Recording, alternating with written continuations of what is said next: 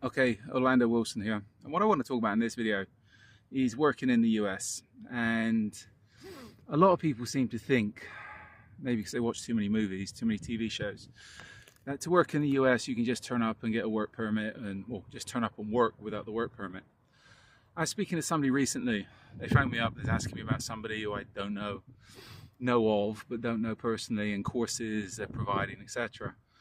And this person said to the person who was talking to me, well, if you do our course, we can sort you out work in the United States, we've got work coming up, and etc. And this guy phoned me up and said, is this Jen? Is it legit? I said, well, no, you can't work in the US unless you have work permit to start with, etc., etc. I'll explain that in a second. You know what? I lived and worked in the US for 18 years. I still pay my taxes in the US. I had security license, well, the licenses I had: security guard license, armed security license, concealed weapons permit, state of Florida. I'd done over 1,000, provided over 1,000 concealed weapons permit classes for people. I had a private investigator's license, private investigation agency license. So I understand how the US works a little bit, especially as far as licensing is concerned. The standard of licensing, the professional standards, are not high, but you need the licenses. When I had an agency, okay, to have, let's say, a private investigation agency, you need the private investigator's license, you need the agency license. If you're working armed, you need the armed security license, which is different than the concealed weapons permit license. To have the agency, you need to have a registered office. The office has to be inspected. You need an occupational permit. Chances are you're going to need a fire inspection. So people think you're just going to turn up and work in the US is BS, unless you're being a cowboy and you're working illegally. Because in most states in the US, the security investigations business is licensed. Okay, now let's say in most places, if you turn up and you provide courses, and I know people, they provide events and courses in different countries, etc. We do it. Generally, people don't care as long as you're not going in and competing with the locals. If you're going in and providing a training course, an event, a seminar, okay, no worries. But as soon as you start going in and, well, in theory, the fact you're turning up and working means you're breaking the law, because you're going in most places on a tourist visa. If you're going in to work, then you need to declare that you're working.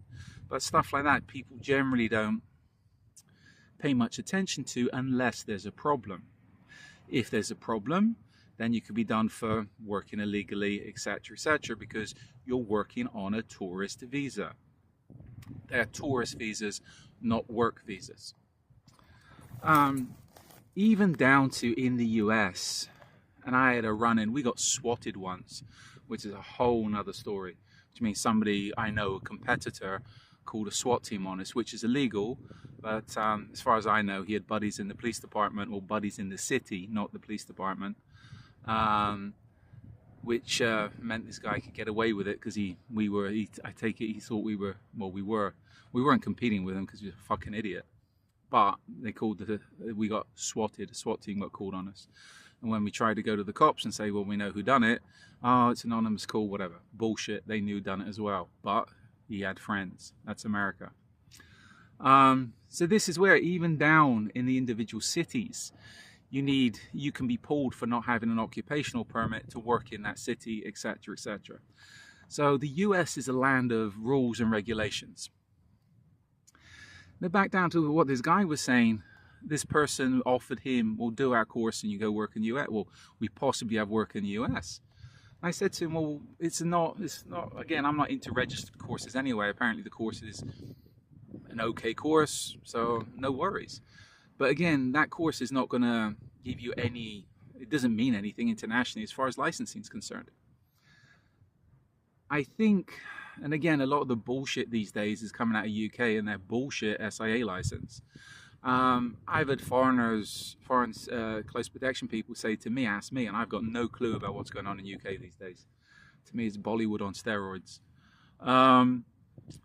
And people have said to me, they've been told that if they go into UK with close protection clients, they need to be licensed. The SIA, I don't know if they're doing a foreign license or something, but they have to be licensed to provide any type of services in the UK. Same in US. If you're providing security services, you can get away with consultancy services in some places. You have to be licensed. People have said, we've got a company. Some people think they can get around the laws in US by registering a company. Okay, you can register a company. I think in the state of Florida, it takes 24 hours.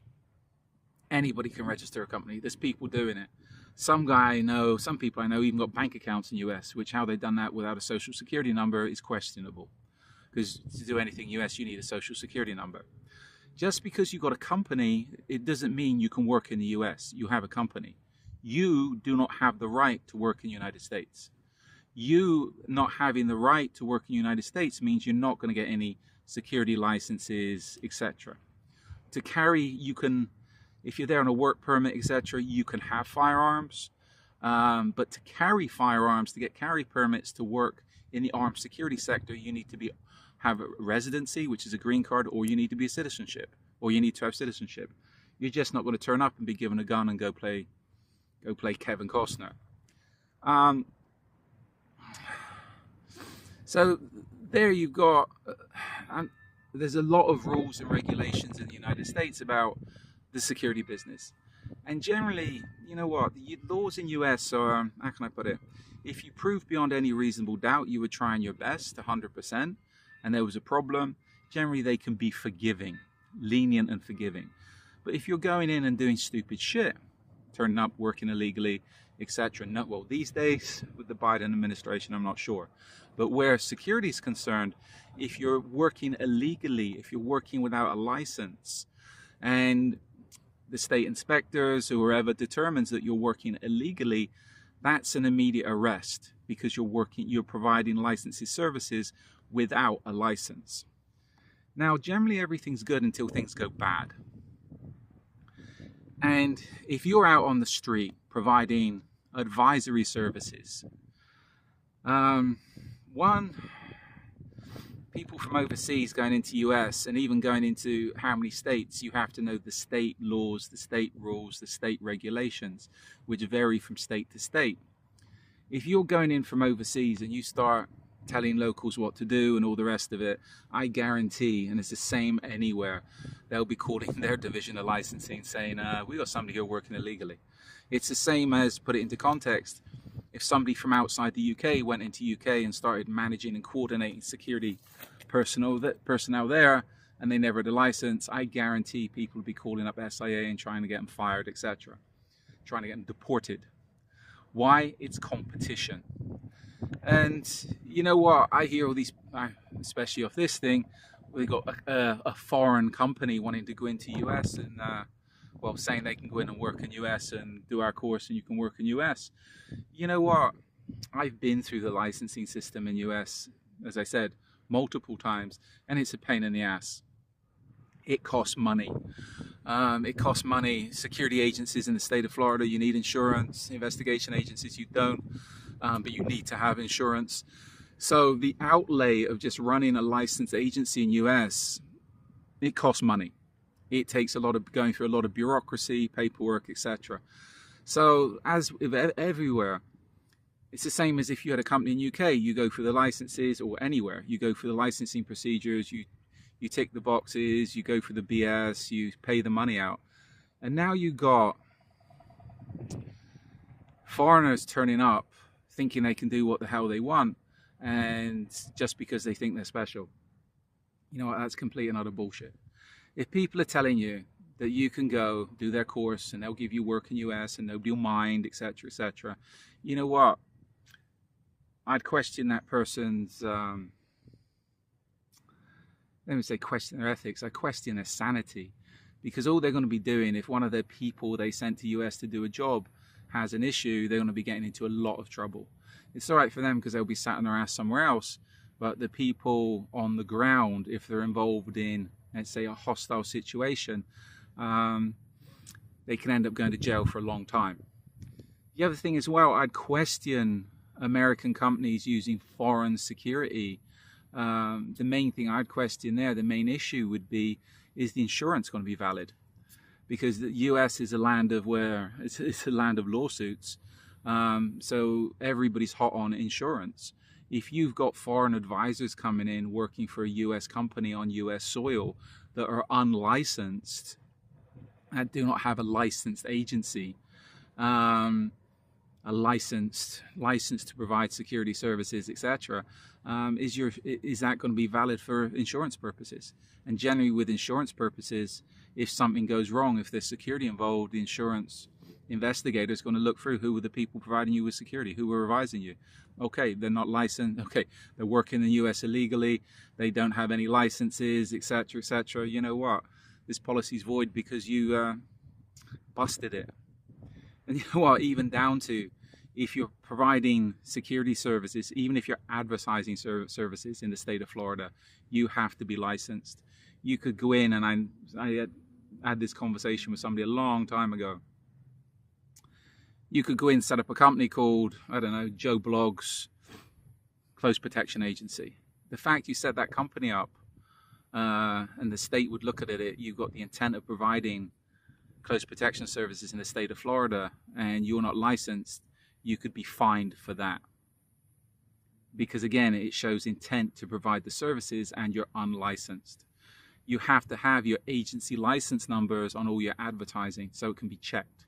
You can check the licenses on you can check somebody's individual licenses, you can check agency licenses. So even though the standards of the licensing, the training for licenses in the US is not high, there's a lot of bureaucracy involved. And again, if you're not licensed, in most places, if you're not licensed and insured, you'll be looked upon as providing illegal services and you can end up getting arrested, get your ass thrown in jail. So be very careful and wary of people offering you wonderful things if you do their courses. It's an age-old tactic to get people to do courses, to say to them, oh, if you do our course, we'll give you a job, we'll give you this, we'll give you that. Yeah, don't worry about it, we're high speed. And in the end, if somebody does get a job, as in this case, they can end up in a lot of trouble. It might be glamorous for 5 minutes, but might get away with it once, might get away with it twice, but if it goes bad, you're going to end up in a lot of trouble.